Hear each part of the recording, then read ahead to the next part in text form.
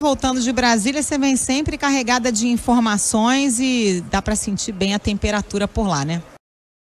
Pois é, Carol, a temperatura está bem alta, apesar da ausência do presidente Lula, que está em outra viagem internacional, e do ministro da Fazenda, Fernando Haddad, que estava envolvido com o G20 e também as voltas com uma infecção por Covid-19. Talvez até por isso, o que eu senti nessa minha estada em Brasília, em que eu circulei, como sempre, pelos ministérios, pelo Congresso, também pelo Poder Judiciário, é uma bateção de cabeça bem intensa entre os poderes. E dessa vez também com tensão entre Câmara e Senado, que era algo que não acontecia há algum tempo. Aconteceu no começo do mandato de Arthur Lira e Rodrigo Pacheco, quando eles se desentenderam a respeito do rito de tramitação das medidas provisórias, mas eles vinham mais ou menos apaziguados e ontem tiveram uma bateção de cabeça. Por quê?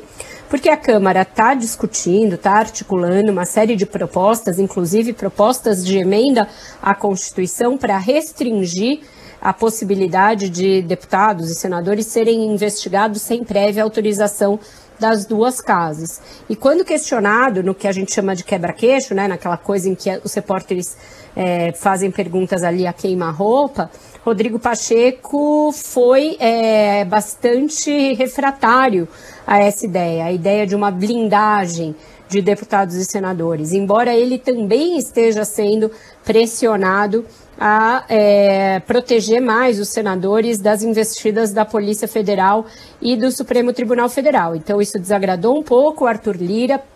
Eu apurei que o Rodrigo Pacheco procurou o seu colega, presidente da Câmara, para dizer que não tinha sido bem assim, que ele só disse que era contra a ideia de se impedir medidas cautelares contra deputados e senadores, mas, enfim, ficou uma certa tensãozinha ali no ar, Carol, e vamos ver como é que vai ficar, né, essa relação entre eles.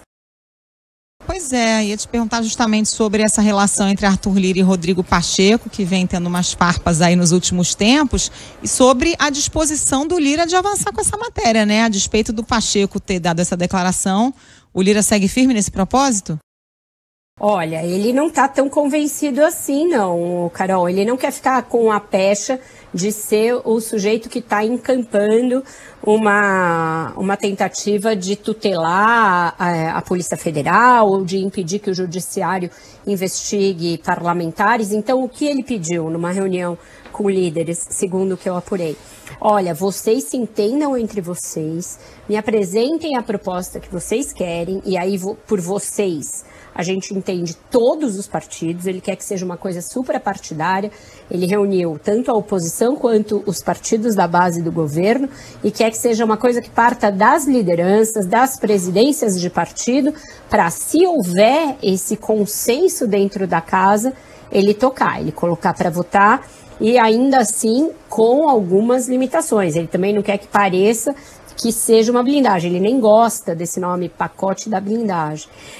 Mas ele quer primeiro estar respaldado pelo colégio de líderes, pelos presidentes de partidos. E em relação ao Rodrigo Pacheco, eles ficaram ali num certo armistício, mas ficou um mal-estar, não ficou totalmente bem resolvida a relação entre eles, não, porque é isso, o presidente do Senado tem muito essa tentativa de sempre parecer um jurista, de parecer alguém, como brincam lá na Câmara, chamam ele de senhor democracia, né? Ah, lá vem o senhor democracia.